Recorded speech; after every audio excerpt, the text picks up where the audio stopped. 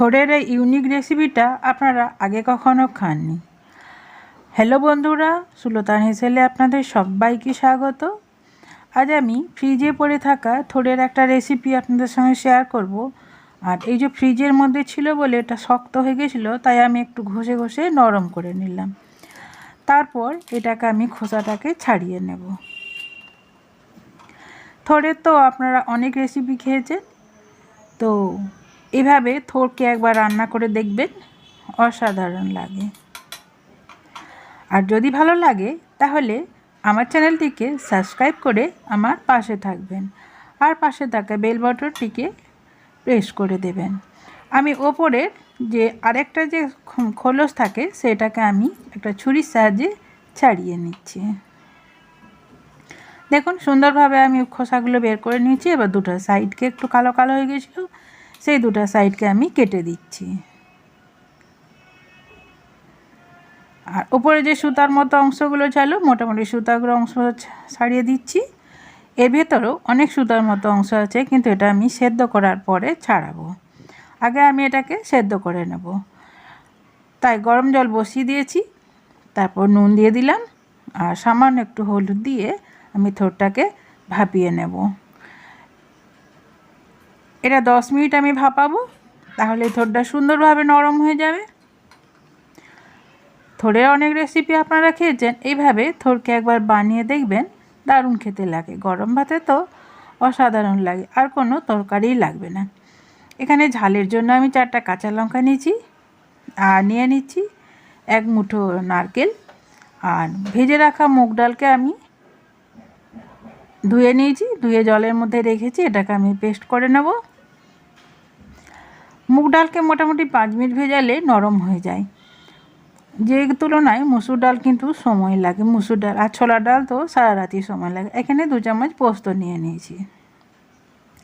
এখানে আমি কোনো সর্ষে, সাদা সর্ষে বা কালো সর্ষে কোনো কিছুই ব্যবহার করব না। এই সব মশলা দিয়ে সুন্দর রেসিপিটা আমি বানিয়ে নেব। একটা মিক্সি বোল নিয়ে নিয়েছি, তারপর একে একে মশলাগুলো দিয়ে এটা আমি একটা পেস্ট করে নেব।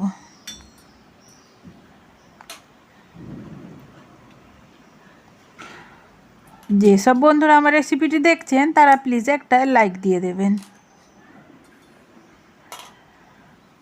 তারপর আমি একটা ছাঁকনির সাহায্যে ছেঁকে আমি নিয়ে নিচ্ছি।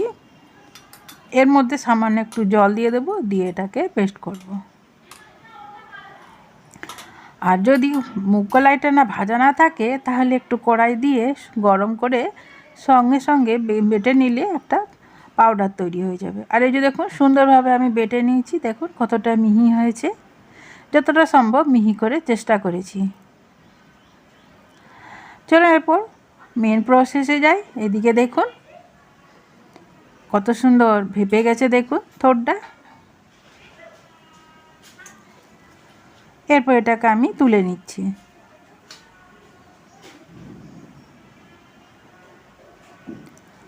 এরপর যে এটাকে আমি ঠান্ডা করে এটাকে আমি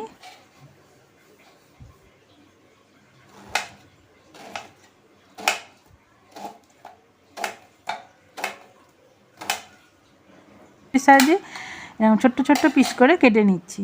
আর এভাবে কাটলে দেখুন এর যে সুতাগুলো আছে, এই সুতাগুলো দেখুন কত সুন্দরভাবে উঠে আসছে, কতটা ঘন হয়ে পরিষ্কারভাবে সুতাগুলো উঠে যাবে।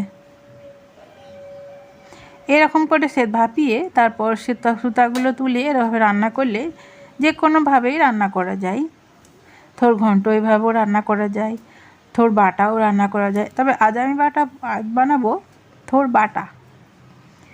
বাটা নয়, মাখা।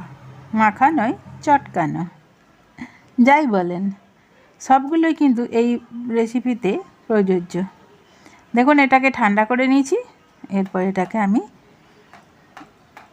হাতে করে চটকে নেব, আলু ভাতে চটকানোর মতন। গরম ছিল তাই আমাল দিস্তা হাতলে করে আমি এটা চটকে নিচ্ছি। আপনারা চাইলে মিক্সিতেও পেস্ট করে নিতে পারেন, তবে পেস্ট করার থেকে এই রকম হাতে করে চটকানোটাই খেতে কিন্তু বেশি ভালো হয়। সুন্দরভাবে দেখুন হয়ে গেছে।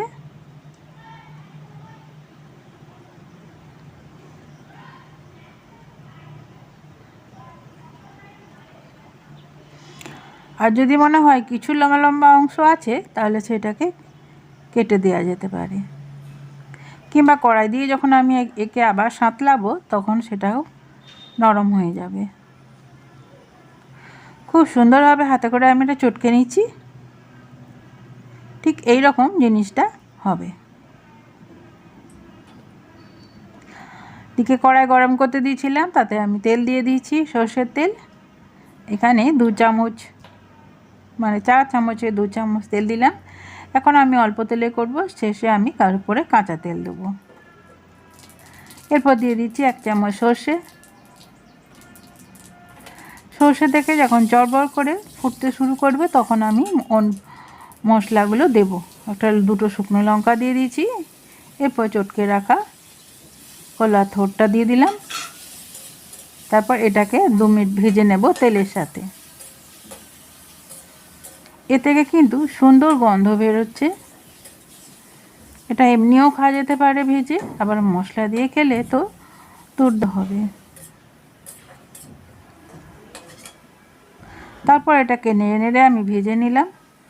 তারপর এরপর বাটিতে যে মশলাটা আমি বেটে রেখেছিলাম সেটা দিয়ে দিচ্ছি। তারপর এটাকে নেড়ে নেড়ে ভেজে নেব।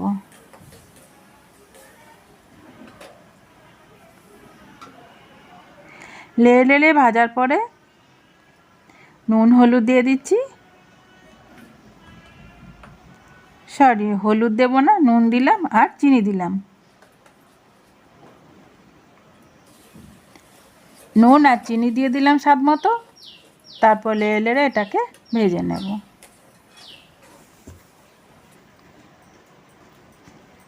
এটা আমার বাঁকুড়া জেলার একটা বিশেষ পদ্ধতিতে রান্না। এটা মায়ের রান্না।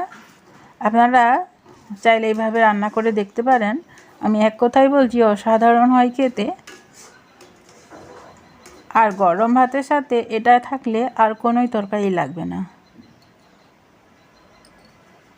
এটা আমার হয়ে গেছে। এরপর ঠান্ডা করে আমি একটা প্লেটের মধ্যে তুলে দেবো। আর তার আগে যে শেষের যে পদ্ধতিটা আছে সেটা আমি করে নিচ্ছি। ওপর থেকে আমি কিছুটা কাঁচা সরষের তেল দিয়ে দিচ্ছি। এটা কিন্তু স্কিপ করলে হবে না, এটা কিন্তু করতেই হবে। এরপর ভালোভাবে নেড়ে নেব। নেড়ে নেড়ে এটাকে শুকনো করে নেব।